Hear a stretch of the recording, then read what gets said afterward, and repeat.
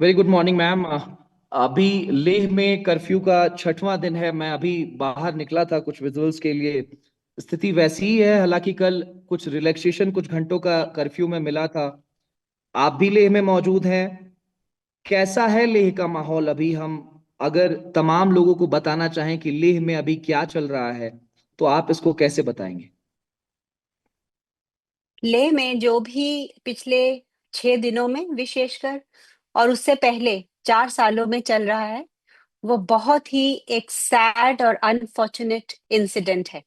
लेह के लोगों से ज्यादा कोई इतना शांति प्रिय, पेट्रियोटिक, नेशनलिस्ट नहीं है। ये गवाह है हिस्ट्री कि चाहे वो कारगिल का वॉर हो और उसके पहले पहले लद्दाख स्काउट्स हो, या एक common person on the street को जो भारत से प्यार है और जो देशभक्ति है, वो मतलब सराहनीय है। तो फर्स्ट ऑफ ऑल, ऐसे रीजन में कर्फ्यू लगाना is absolutely wrong and we condemn it. Secondly, इस कर्फ्यू का ये कॉज बताना कि यूथ ने प्रोटेस्ट किया, ये second thing is what we condemn, because youth उस दिन शांति प्रिय तरीके से प्रोटेस्ट कर रहे थे। अगर सीआरपीएफ ने टीयर गैस नहीं चलाई होती तो ये एक बहुत पीसफुल प्रोटेस्ट होने जा रहा था, क्योंकि हमारे इंस्टीट्यूशन के स्टाफ और स्टूडेंट्स ने हमसे लीव मांग के वहां जाने के लिए रिक्वेस्ट किया था। और पिछले 5 सालों में और 10 सालों में, जब से ये सिक्स शेड्यूल स्पेशली चल रहा है, ये हमने देखा है कि सोनम वांगचुक के नेतृत्व में जो भी अनशन हुए हैं, जो भी पद यात्राएं हुई हैं, वो एब्सोल्युटली गांधीयन तरीके से, एब्सोल्युटली नॉन वायलेंस को फॉलो करते हुए हुई हैं। सोनम वांगचुक सिर्फ एक साइंटिस्ट नहीं है, वो एक युवा पीढ़ी के इंस्पिरेशन भी हैं। उनको लोग सिर्फ ऐसे ही नहीं प्यार करते या इज्जत करते क्योंकि वो सिर्फ एक साइंटिस्ट हैं। साइंटिस्ट होने के साथ साथ वो ह्यूमैनिटेरियन है टू स्टार्ट विद। उनको लोगों के दर्द का पता होता है। उन्होंने अपना करियर, जो कि वो फॉरेन में जाके भी रह सकते थे, बचपन में ही उसको इंजीनियरिंग से कन्वर्ट करके एजुकेशन में वो आए, क्योंकि उनको युवा पीढ़ी की दर्द थी। उन्होंने अपनी पूरी जिंदगी ग्रास रूट लेवल में एजुकेशन पे काम करने में बिताई। जिस इंसान का लाइफ का मकसद ही हो कि वो युवा पीढ़ी को आगे ले जाए, इंस्पायर करे, वो फर्स्ट ऑफ ऑल ऐसे वायलेंट प्रोटेस्ट क्यों करवाएगा और उस पर ये क्यों दोष दिया जा रहा है? आज तक तो ऐसा कभी नहीं हुआ था। अगर सीआरपीएफ ने उस दिन टीयर गैस नहीं चलाई होती और ये सिचुएशन एस्केलेट नहीं हुई होती, तो ये कभी भी वायलेंस नहीं हो सकता था। तो इसीलिए ये बहुत एक दुर्घटना, मतलब इतनी ये सैड है ये सिचुएशन, कि आप अच्छे खासे एक शांति प्रिय जगह को आप एक गलत ब्रांडिंग दे रहे हो। आप यहाँ लोगों का वायलेंस की बात कर रहे हो, जो कि हमेशा से ही पेट्रियोटिक और शांति प्रिय रहे हैं। तो फिर ये 24 तारीख को जो हिंसक प्रदर्शन हुआ, जिसमें 4 लोगों की जान चली जाती है, 70 से ज्यादा लोग घायल हो जाते हैं। जब डीजीपी प्रेस कॉन्फ्रेंस करते हैं तो वो नेपाल का जिक्र करते हैं, बांग्लादेश का जिक्र करते हैं, पाकिस्तान से कनेक्शन का मिस्टर वांगचुक का जिक्र करते हैं। आखिर ये सारी चीजें आई कैसे? और ये मिस्टर वांगचुक सारी से की जब मैं सारी, जी, जी प्लीज कंटिन्यू मैम। नहीं, जो भी स्टेटमेंट्स डीएसपी ने कही हैं वो बिल्कुल हम कंडेम करते हैं। Not just me, but each and every person in Ladakh condemns those allegations, because जैसे मैंने कहा कि ये एक नैरेटिव बनाया जा रहा है किसी को ब्लेम करने का, किसी को फ्रेम करने का, ताकि जो उनकी मनमानी है वो वहां कर सकें। जैसा मैंने पहले भी कहा, एक इंसिडेंट जो आपने देखा, उसके पीछे 5 साल के पीसफुल प्रोटेस्ट देखिए। जो इंसान वो पाथ फॉलो कर रहा है, वो ये कभी नहीं होने देगा। ये जो भी हुआ, ये बहुत अनफॉर्चुनेट है, क्योंकि इसमें सीआरपीएफ को, जैसे मैंने पहले भी इंटरव्यूज में कहा है, कि हम ये क्वेश्चन पूछते हैं कि किसने सीआरपीएफ को गोली चलाने के लिए ऑर्डर्स दिए? अपने ही लोगों पे, अपने ही सिटीजन्स पे कौन गोली चलाता है? स्पेशली ऐसे इलाके में जहां कभी भी कोई भी हिंसा पूर्वक प्रदर्शन नहीं हुआ है। उस दिन भी आपका क्वेश्चन जब हमने थोड़ा मैं सही, डीजीपी से एक सवाल पूछा था मैम, तो उन्होंने कहा कि नहीं क्या एक मिनट, सेल्फ मैं प्रोटेक्टिव।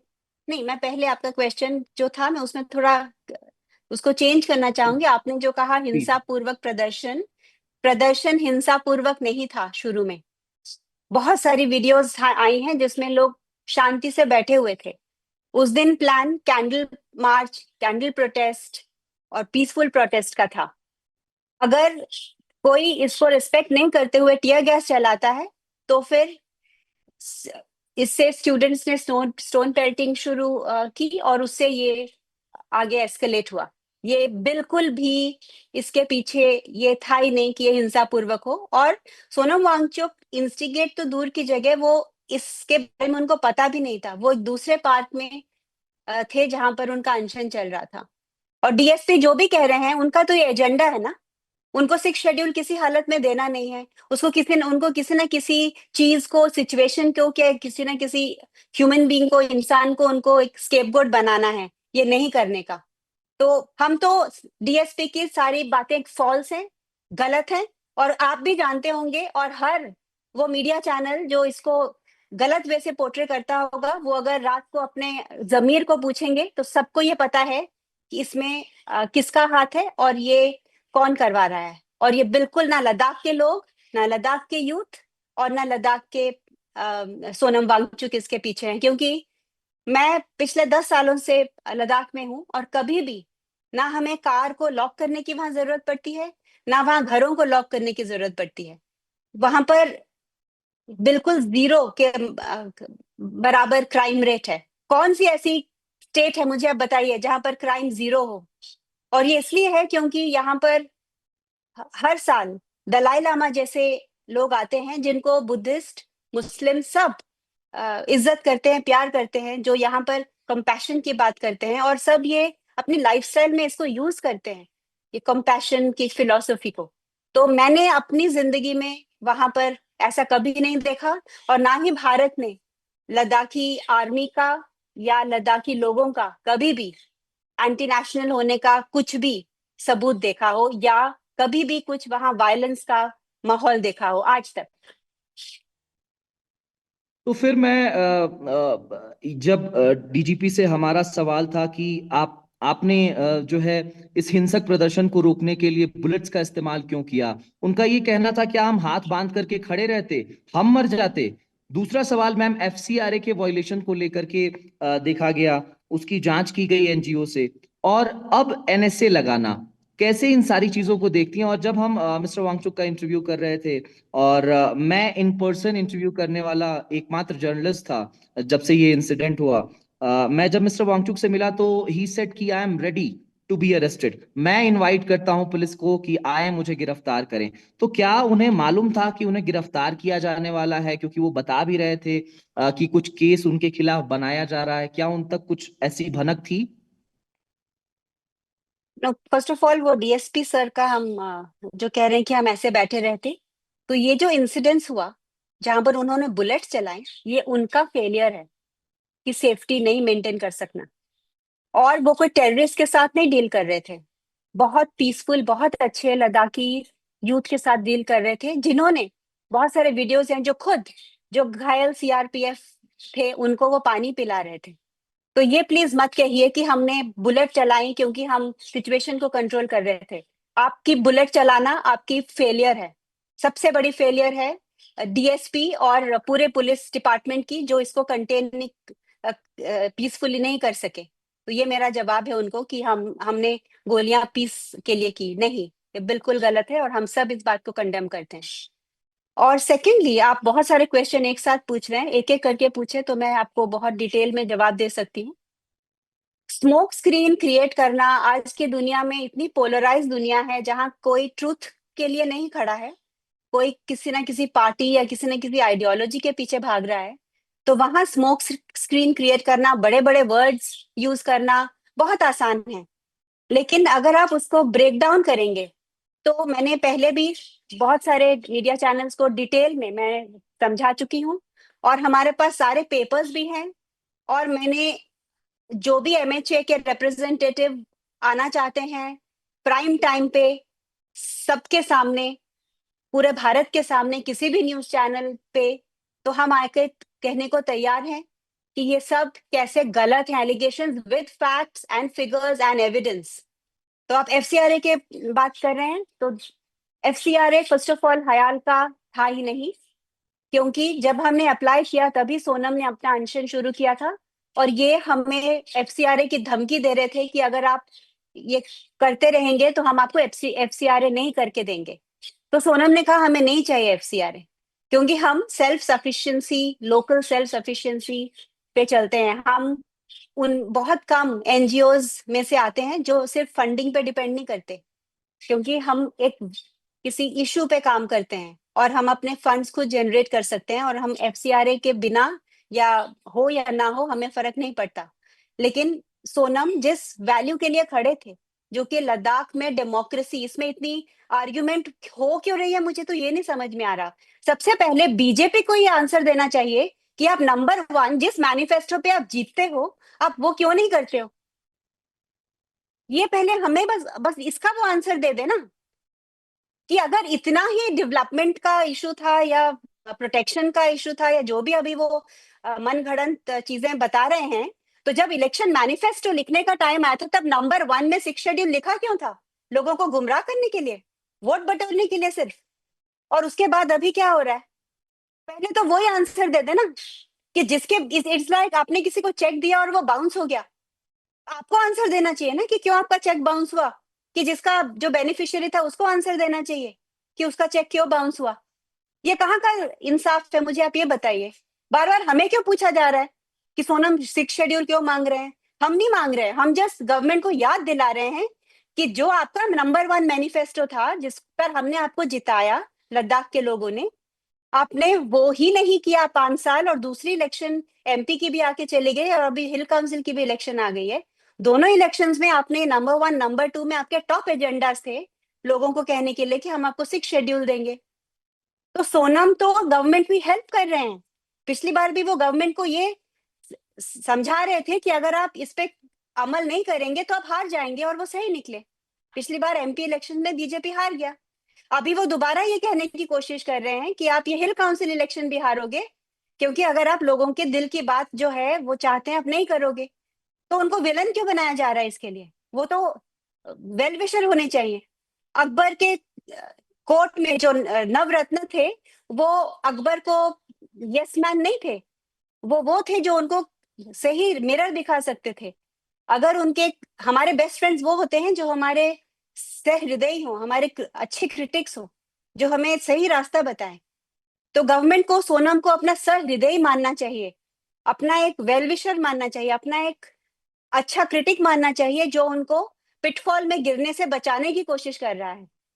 और ये नहीं करके बिना ये समझे और कुछ उसके लिए, ना लद्दाख के लिए, ना एम्प्लॉयमेंट के लिए यूथ, ना शिक्षा करके आप उनको फ्रेम करने की कोशिश कर रहे हो, आप उनको एंटी नेशनल बनाने की कोशिश कर रहे हो।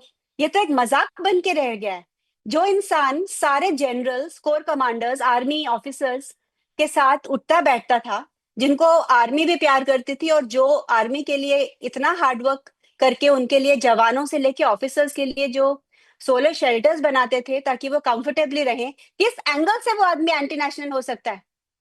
जो आदमी चाइना को बॉयकॉट कर रहा था, चाइना की जब यूटी गवर्नमेंट था लद्दाख में, जब चाइना के साथ हमारा वॉर चल रहा था, तब यूटी गवर्नमेंट ने चाइना के टैबलेट्स खरीदे थे। उनको आंसर देना चाहिए कि जब चाइना के साथ वॉर चल रहा है तो वो क्यों चाइनीज टैबलेट्स खरीद रहे थे। सोनम तो तब एंटी चाइना की बात कर रहे थे कि not with bullet but with wallet we have to fight them. तो ऐसा इंसान कैसे एंटी नेशनल हो सकता है? और कोई स्किजोफ्रेनिक तो होता नहीं है कि चाइना के साथ वो नेशनलिस्ट होगा और पाकिस्तान के साथ एंटी नेशनलिस्ट होगा। अब रही पाकिस्तान की बात, फेब्रुवरी में हम एक कॉन्फ्रेंस पे गए थे जो यूएन और डॉन मीडिया ने ऑर्गेनाइज किया था, और वो क्लाइमेट चेंज पे था। तो अगर इंडिया चाइना के साथ क्रिकेट खेलता है तो क्या सारे इंडियंस एंटी नेशनल हैं, या सारे क्रिकेटर्स एंटी नेशनल हैं, या जो क्रिकेट की बॉडीज हैं वो एंटी नेशनल हैं? वैसे ही एक कॉन्फ्रेंस है जो कि गेम से कि जितना ही इम्पोर्टेंट है फॉर रिलेशंस, क्योंकि जो हम ग्लेशियर्स की बात करते हैं वो हिमालय पे है, वो एक थर्ड पोल है, एक एक एंटिटी है जो चाइना 8 हिंदू कुश कंट्रीज को जो पानी देता है, बांग्लादेश से अफगानिस्तान तक, पाकिस्तान, चाइना, नेपाल, भूटान सब उसमें है। तो उसमें अगर कॉन्फ्रेंस पे इंसान जाए तो वो क्या बिहाइंड द सीन सिर्फ आईएसआई एजेंट ही हो सकता है? ये कहाँ का लॉजिक है और क्या एविडेंस है उसका? और अभी बता रहे हैं कि कोई पाकिस्तानी यहाँ आ गया, तो ये भी एमएचए को आंसर देना चाहिए कि क्यों प्रोटोकॉल हुआ, डीजीपी ब्रीच हुआ ने प्रेस सेफ्टी। कॉन्फ्रेंस में मैम कहा है कि Pakistani POA was in connection with mister Wangchuk, उसको गिरफ्तार किया गया है। Absolutely, absolutely balderdash, absolutely wrong and false.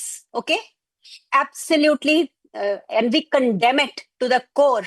Because my question is this: a person who is working for environment, who's working for army, who has given up his career to work at the grassroots level for the youth, who is recognized by the world, by India, forget the world and India, इस very government ने हमें एक ministry of energy, mister R K Singh जब energy minister थे, उन्होंने हयाल को first prize दिया to make passive solar heated buildings, जो कि आर्मी यूज कर रही है। इसी गवर्नमेंट, ये गवर्नमेंट क्या पहले क्या था, फिर अंधी थी, इनको दिखाई नहीं दे रहा था? कोई एंटी नेशनल को अवार्ड दे रहे हैं।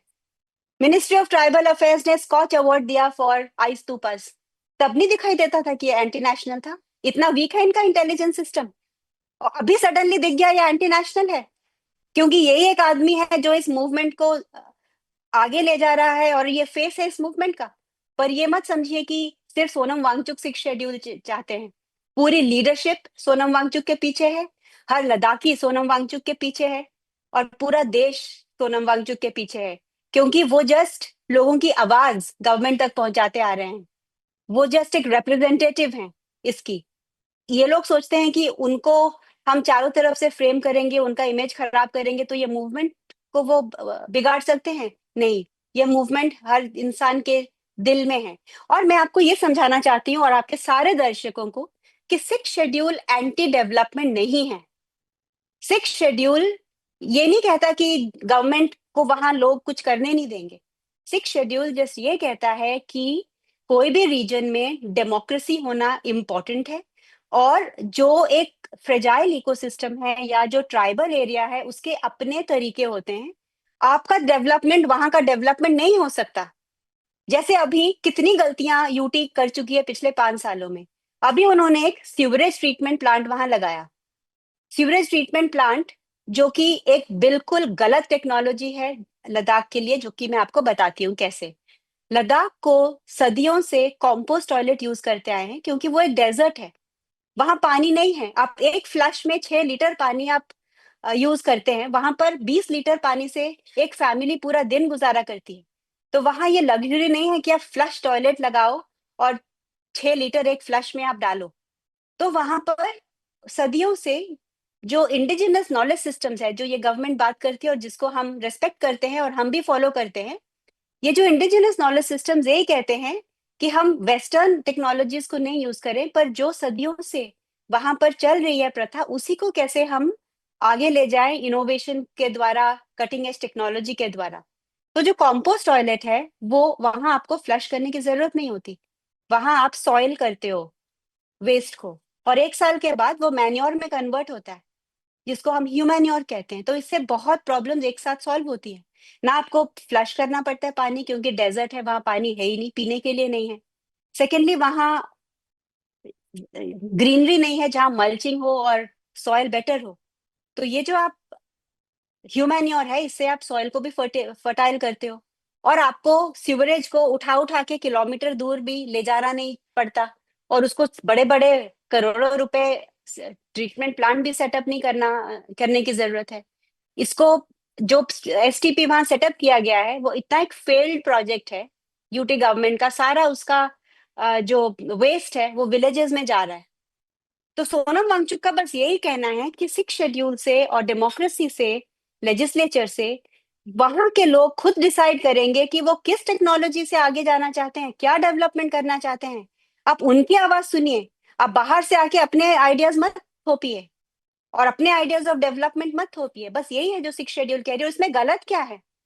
एक डेमोक्रेसी आप कहते हो, मदर ऑफ डेमोक्रेसीज, और एक लद्दाख जैसे इतने सेंसिटिव एरिया में जो इकोलॉजिकली सेंसिटिव है, जियो पॉलिटिकली सेंसिटिव है, पाकिस्तान और लद्दाख दोनों तरफ वो टच करता है, सेफ्टी के हिसाब से इतना सेंसिटिव है, तो वहां पर आप लोगों को साथ लेके क्यों नहीं चलोगे? कौन एंटी डेवलपमेंट है? जिस सोनम से ज्यादा प्रोग्रेसिव कोई नहीं है। 35 साल पहले जब किसी को पता भी नहीं था कि फोटोवोल्टेक्स इंडिया में, तब सेक्मॉल जैसे दूर दराज के इलाके लद्दाख ऑफ ग्रिड कैंपस था जहां पर फोटोवोल्टेक्स थे। आज जो कनाडा और अमेरिका को पता नहीं है कि बिना फॉसिल फ्यूल के आप गर्म रख सकते हो अपने कमरे -20 में, वो टेक्नोलॉजी सोनम ने इनोवेट की है। तो वो किस एंगल से वो प्रोग्रेसिव या डेवलपमेंटल नहीं है, मुझे ये बताइए। पर बिना, मैं वहां 10 सालों से रह रही हूँ और मुझे अभी थोड़ा थोड़ा समझ में आ रहा है कि लद्दाख का कल्चर क्या है, वहाँ की फिलॉसफी क्या है। वहां पर बहुत लोगों ने काम किया है लोगों के साथ मिलके, और यहाँ पर आप 2-2 सालों के लिए एक एक गवर्नर चेंज कर रहे हो, एक एक कमिश्नर चेंज कर रहे हो, जिनको कुछ पता है नहीं वहाँ ग्राउंड लेवल, और वो पॉलिसीज बना रहे हैं वहाँ, बहुत सारे डिसीजंस ले रहे हैं जो कि लॉन्ग टर्म लद्दाख के इंटरेस्ट में नहीं है। सोनम जैसे इंसान को के सारे इनोवेशंस गवर्नमेंट यूज तो कर रही है, चाहे वो एग्रीवोल्टिक का हमारा प्रोजेक्ट हो जहां सोनम ने फोटोवोल्टिक्स के नीचे घास उगाने के लिए एक सक्सेसफुल प्रोटोटाइप बनाया है हयाल में, ताकि गवर्नमेंट उसको स्केल अप कर सके, ताकि चांगतांग में जब वो गाइगावॉट्स ऑफ पावर लगाए तो वहां पर डिस्प्लेसमेंट ना हो हर्डर्स का। इनफैक्ट हर्डर्स इसको वेलकम करें ताकि उनको नीचे से फॉडर मिलता है। तो ऐसे इनोवेशन सोनम करते हैं जो कि डेवलपमेंट को एक हार्ट देता है। नो, डेवलपमेंट को एक एम्पथेटिक डेवलपमेंट हमें चाहिए, माइंडलेस और कैपिटलिस्टिक और प्रॉफिटियरिंग वाली नहीं डेवलपमेंट चाहिए। हमने बुरा हाल करके ऑलरेडी रखा हुआ है, चाहे वो हिमाचल हो, चाहे वो उत्तराखंड हो, चाहे वो अभी नॉर्थ ईस्ट हो। एक जगह है जो सुंदर है, जो पूरा भारत वहां और वर्ल्ड वहां आता है, तो उसको हम एटलीस्ट ऐसे डेवलप करें कि development is not equal to destruction. Can there be a development? Sonam का बस यही क्वेश्चन है कि क्या एक ऐसा डेवलपमेंट पॉसिबल है जो कि विन विन हो। नहीं तो हर जगह हम्म। हमें development is equal to destruction ही दिखता है। तो इसीलिए 6 शेड्यूल का होना जरूरी है। नहीं तो हम ऐसे पॉलिसीज वहां बनाएंगे जिनमें लोगों का से नहीं होगा, लोगों का कोऑपरेशन नहीं होगा, और लोगों का जो पिछले हजारों सालों की विजडम है उसमें, वो उन पॉलिसीज में एम्बेड नहीं होंगी। अगर हम ट्रूली इंडियन नॉलेज सिस्टम्स को आगे ले जाना चाहते हैं तो लद्दाख में एक डेमोक्रेटिक गवर्नमेंट होना बहुत जरूरी है, and not a UT which takes decisions without the involvement of the people. जब से मिस्टर वांगचुक को डिटेन किया गया है, एनएसए स्लैप किया गया है, अब तो वो जोधपुर जेल में हैं। क्या आपका किसी तरीके से उन तक कनेक्ट हो पाया है लॉयर के थ्रू, या फिर किसी और कनेक्शन की अगर हम बात करें? और जब उन पर एनएसए लगाया गया तो आपको क्या कुछ आपकी प्रतिक्रिया थी? दूसरा सवाल कि जब पुलिस पहुंची मिस्टर एक वांगचुक को मिनट, डिटेन करने। अमृत अमृत जी, पहले मैंने पहला क्वेश्चन खत्म नहीं किया था, आपने एफसीआरए पे क्वेश्चन किया था। तो एफसीआरए हमें नहीं दिया गया क्योंकि वो एक आर्म ट्विस्टिंग टेक्निक था हयाल को। और अभी जिन फॉरेन फंडिंग की लोग बात कर रहे हैं वो फंडिंग नहीं है, वो इनकम है। एफसीआरए चाहिए होता है जब आप डोनेशंस ले रहे हो, और ये जो फंडिंग की आप बात कर रहे हैं ये एक्सपोर्ट ऑफ सर्विसेज है, जो कि एक वैलिड गवर्नमेंटल लीगल टेक वो है जिसके थ्रू आप अपने रिसर्च को एक्सपोर्ट कर सकते हैं। और ये यूएनडीपी जैसे, स्विस डेवलपमेंट कॉर्पोरेशन, एफएचएनडब्ल्यू जैसी स्विस यूनिवर्सिटीज के साथ हमारे कोलैबोरेशंस हैं, जिसकी बाकायदा सर्विस एग्रीमेंट्स हैं, जो कि बाकायदा सीबीआई के जो इंस्पेक्टर आए थे मिस्टर विशाल गुप्ता जी, उनको दी गई हैं। ही वॉज कन्विंस्ड कि इसमें कोई वायलेशन नहीं है। तो ये बार बार एफसीआरए का क्यों जिक्र हो रहा है मीडिया पे? मीडिया को क्या समझना नहीं है कि जानबूझ के उनको एक ही नैरेटिव चलाना है?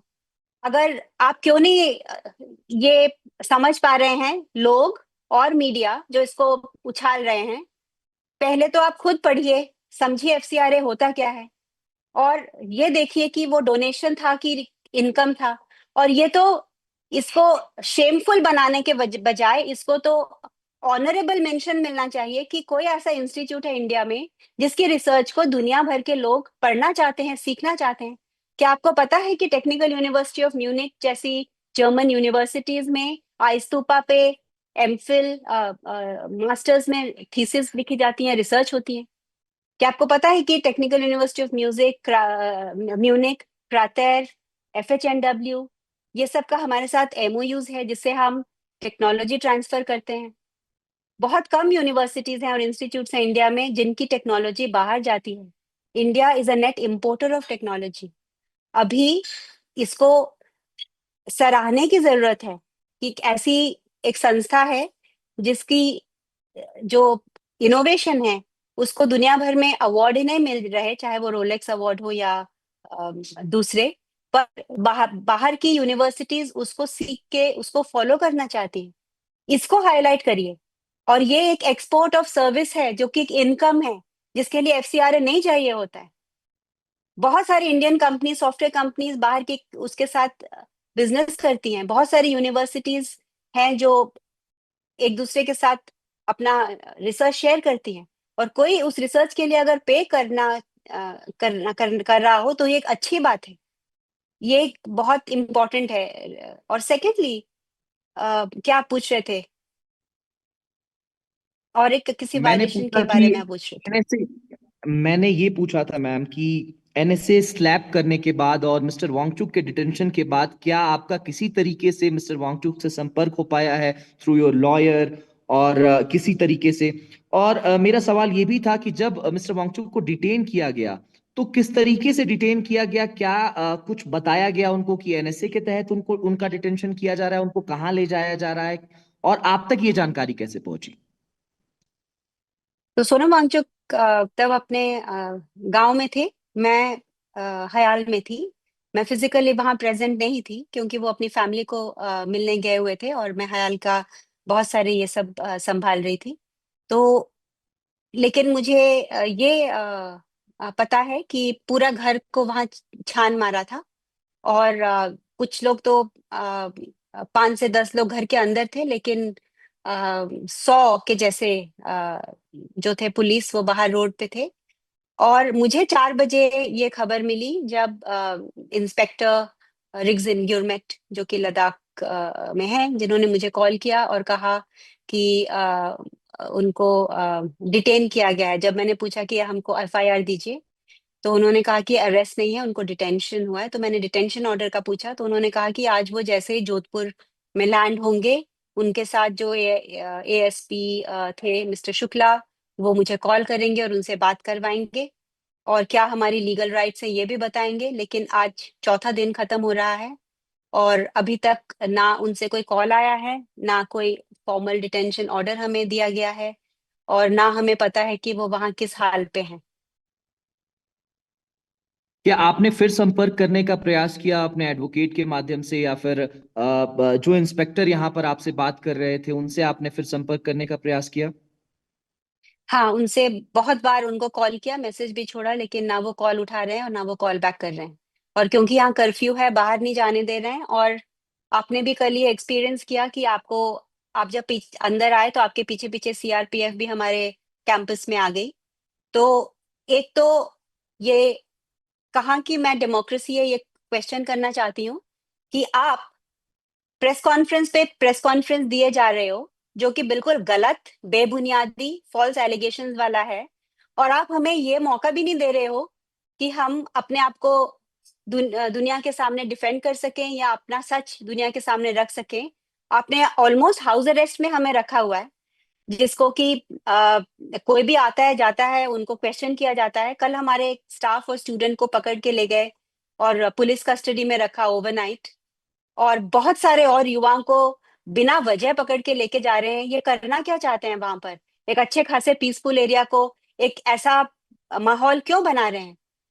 ये बिल्कुल गलत है, क्योंकि डेमोक्रेसी ये होती है कि डायलॉग हो और डिस्कशन हो और बेशक डिबेट हो, पर ये oppressive use of power is not democracy. This has to be known. Oppressive जो पावर यूज करके एक सिचुएशन का दमन करके ये कहा डेमोक्रेसी बिल्कुल नहीं होती, स्पेशली ऐसे रीजन में जिसका कोई वायलेंस का ट्रैक रिकॉर्ड नहीं है, और ऐसा इंसान जिसका पिछले 5 सालों से कंप्लीटली पीसफुल प्रोटेस्ट का जिसका वो रहा हो record. So ये absolutely we condemn it, and it has to be revoked. There cannot be a curfew to this thing. If you have done something wrong, if CRPF has bullet चलाया है, तो आप डर के शायद ये कर रहे हैं, लेकिन उसकी वजह से एक प्यारे से पेट्रियोटिक और अच्छे रीजन को, जो कि इतना सेंसिटिव है पॉलिटिकली इकोलॉजिकली, उसको नरक मत बनाइए। एक अंतिम सवाल मैम, जब से मिस्टर वांगचुक का डिटेंशन हुआ है, आज चौथा दिन है, उनके फॉलोअर्स का और उनको ट्रोल करने वाले लोग तमाम चीजें लिख रहे हैं। उनके फॉलोअर्स के लिए, उनके चाहने वालों के लिए जो अक्रॉस द वर्ल्ड हैं, उनके लिए आपका मैसेज क्या रहेगा? वो कैसे मिस्टर वांगचुक को परसीव करें? और जो मिस्टर वांगचुक करना चाहते थे, अब तो फिलहाल वो जेल में है, उन पर एनएसए लगाया जा चुका है, वो कब बाहर आएंगे कुछ कहा नहीं जा सकता। तो उनका जो आइडिया है और वो जो करना चाहते थे, वो अब कैसे आगे बढ़ेगा? उनके फॉलोअर्स के लिए एक मैसेज, और इस बारे में आपका जवाब। जो भी सोनम के लिए गलत सोच रहा है, वो जस्ट उनकी, उस इंसान की या उस ऑर्गेनाइजेशन की मेंटल एवोल्यूशन और कॉन्शियंस को दर्शाता है। क्योंकि जो भी सोनम वांगचुक की लाइफ को समझेगा और पढ़ेगा, उसको ये ब्लैक एंड व्हाइट में समझ आएगा कि जो इंसान ने अपनी पूरी लाइफ भारत के लिए, युवा पीढ़ी के लिए, एजुकेशन के लिए, एनवायरनमेंट के लिए दी, वो किसी भी एंगल से एंटी नेशनल नहीं हो सकता, और एनएसए उसके ऊपर थोपा जा ही नहीं सकता। वो किसी भी एंगल से नेशन की सिक्योरिटी को थ्रेट नहीं है। वो हर एक के लिए एक इंस्पिरेशन है। उसकी जिंदगी से, उसके ऑर्गेनाइजेशंस से पूरी इंडिया और पूरा वर्ल्ड सीख सकता है। और मैं जस्ट यही कहना चाहूंगी कि सारे हमारे जो समर्थक हैं पूरे इंडिया में और वर्ल्ड में, मैं आपको शत शत नमन करती हूँ कि आप हमारे साथ इस घड़ी में खड़े हैं और आप सोनम के लिए लड़ रहे हैं। और जो भी नेसेयर्स हैं और जो भी उनके बारे में उल्टा सीधा कह रहे हैं, मैं बस उनको यही कहूंगी कि अपनी जमीर में झांकिए, ऊपर भगवान है, और ये नवरात्रि चल रही है जहां पर हमेशा सच की विजय हुई है। शक्ति इंडिया है जो कि दुर्गा है, और वो कभी भी झूठ को जीतने नहीं देगी। और भारत का स्ट्रॉन्गेस्ट पिलर है सत्यमेव जयते। वो किसी पार्टी को नहीं देखता, किसी इंसान को नहीं देखता, वो जस्ट देखता है कि जो सत्य के साथ खड़ा है वो ही फाइनली विजयी है। Thank you.